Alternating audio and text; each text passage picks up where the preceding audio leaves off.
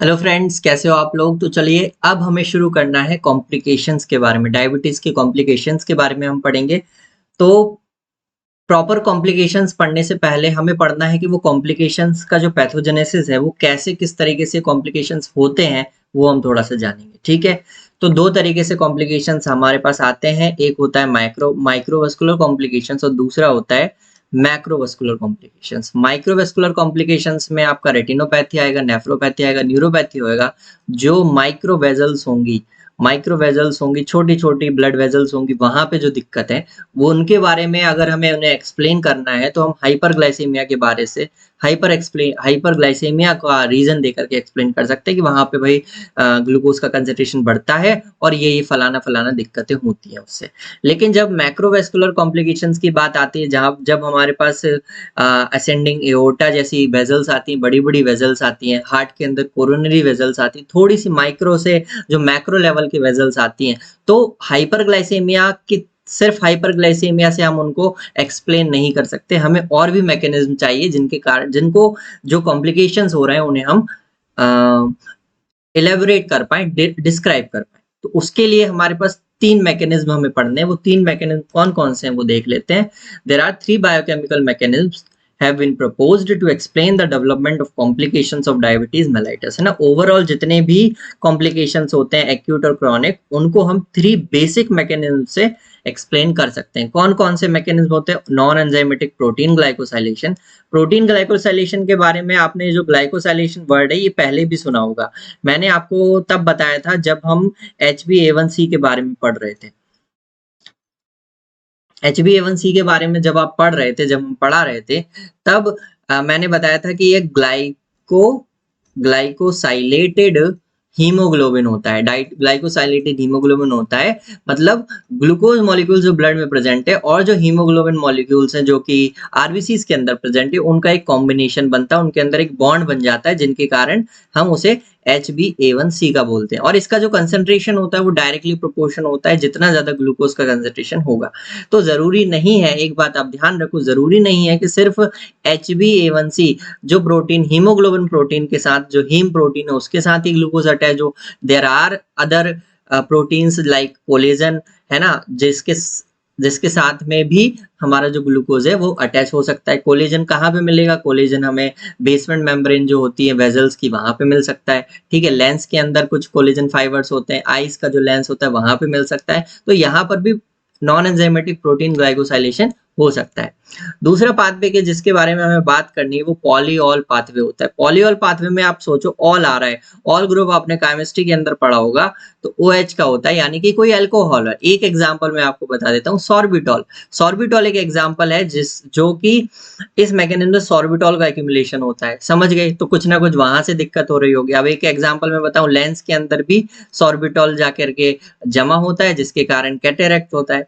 अब एक क्वेश्चन उठता है कि जो डायबिटीज के कारण जो कैटेरैक्ट होता है उसे हम क्या बोलते हैं? उस पर से MCQs आता है। तो चलो मैं आगे बताऊंगा, अगर आपको पता है तो कमेंट में बता देना। एक्सेसिव ऑक्सीजन फ्री रेडिकल्स, ये तो हमने पढ़ा हुआ सिंपल सा चीज है कि ऑक्सीजन फ्री रेडिकल बढ़ेंगे हाइपरग्लाइसेमिया के कारण। ऑक्सीजन फ्री रेडिकल्स बढ़ेंगे जिसके कारण से वो डैमेज करेंगे सेल्स को। ठीक है। एक एक करके सबके बारे में डिटेल पढ़ते हैं। नॉन एंजाइमेटिक प्रोटीन ग्लाइकोसाइलेशन के बारे में, free amino group of various body proteins binds by non enzymatic mechanism to glucose. मैंने बताया जो प्रोटीन्स होते हैं उनके अंदर जो फ्री अमीनो एसिड्स के ग्रुप होते हैं, जो कोई भी प्रोटीन है हमारे अंदर, उसके अंदर जो फ्री अमीनो एसिड का जो ग्रुप होता है वहां पर जो है ग्लूकोज जो अटैच हो जाता है। ठीक है। और वो ग्लाइकोसाइलेशन प्रोडक्ट बना लेता है। Directly proportionate to the severity of hyperglycaemia, जितने ज्यादा हाइपरग्लाइसेमिया होगा उतने ज्यादा ग्लाइकेशन प्रोडक्ट्स बनेंगे। ठीक है। एग्जांपल्स क्या क्या है? तो एक एग्जांपल तो हमारे पास कौन सा है? हीमोग्लोबिन का है। ठीक है। HbA1c का मैंने आपको पहले बता दिया है। लेंस क्रिस्टलाइन प्रोटीन है, वहां पर भी लेंस के अंदर भी ये चीज होती है। ठीक है। वहां पर भी वो जो लेंस का जो क्रिस्टलाइन प्रोटीन है वहां पे ग्लूकोज अटैच होगा, ओपेसिटी क्रिएट करेगा। Basement membrane of body cells, basement membrane of body cells है ना, जो जगह जगह पर जो सेल्स है लाइनिंग पे, वहां पे उसके अंदर जो बेसमेंट मेम्ब्रेन है वहां पर भी ये दिक्कत हो सकती है। Collagen in other tissues of the blood vessels में जो कोलेजन और अदर टिश्यूज है वहां पर भी ग्लूकोज जुड़ सकता है।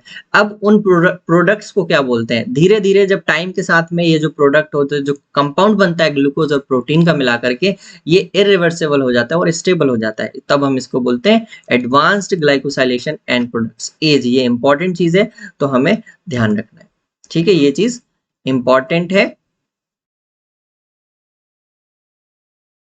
क्या बोलते हैं, एज बोलते हैं उनको, ठीक है, ये ध्यान रखना, और यही कॉम्प्लिकेशन का कारण होते हैं।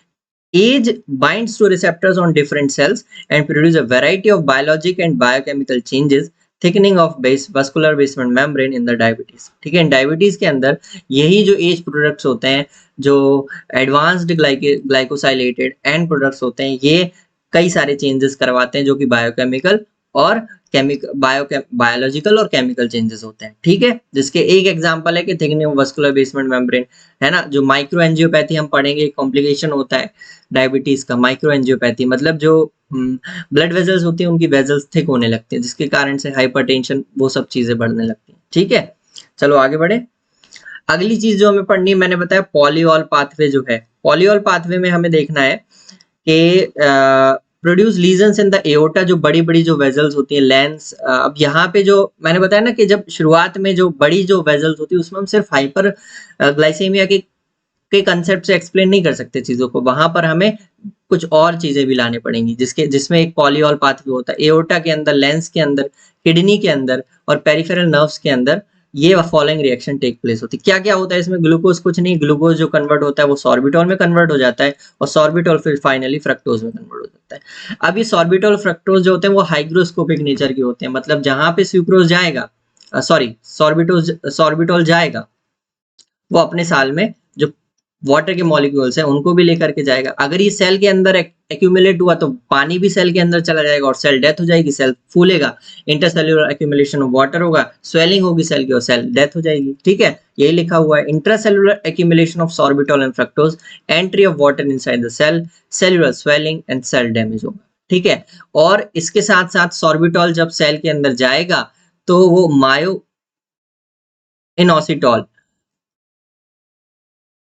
इनोसिटॉल जो कि नर्व फाइबर के कंडक्शन के लिए एक इंपॉर्टेंट रोल प्ले करता है, उसके साथ कंबाइन होकर कोई प्रोडक्ट बनाएगा, एक स्टेबल प्रोडक्ट बना लेगा या इनर्ट प्रोडक्ट बना लेगा, जो कि जिसके कारण से जो मायोइनोसिटॉल, फ्री मायोइनोसिटॉल है, जिसके पास कुछ कंडक्शन की वैल्यूज हैं, कुछ पावर होती है कंडक्शन की, मायोइनोसिटॉल फ्री मायोइनोसिटॉल है, उसकी डेफिशिएंसी हो जाएगी, जिसके कारण इंजरी टू श्वेन सेल होगा और रेटिनल पेरिसाइट्स में इंजरी हो जाएगी।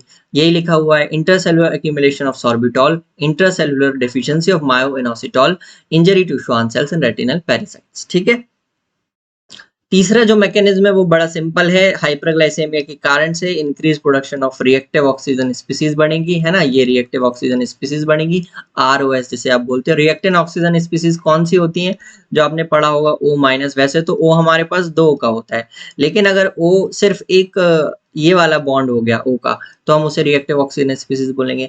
अगर O3 माइनस हो गया तो भी दिक्कत वाला काम हो जाएगा। ठीक है, तो ये चीजें ध्यान रखनी है, from mitochondrial oxidative phosphorylation and damage. और ये जो है, ये जो फ्री रेडिकल्स होते हैं, ये जो नेसेंट ऑक्सीजन जिसे आप बोलते हो, ये डेंजरस होती है, जो हमारी बेसमेंट मेम्ब्रेन होती है, जो कि जो वेजल्स की जो एंडोथेलियल वॉल होती है, लाइनिंग होती है, वहां पे ये डैमेज करना शुरू करते हैं। ठीक है, तो प्रॉपर कॉम्प्लिकेशन पढ़ने से पहले एक छोटा सा हमें ये चीज देखनी थी, जो कि इन 3 मैकेनिज्म से हम समझ सकते हैं कि ये कॉम्प्लिकेशंस होते हैं।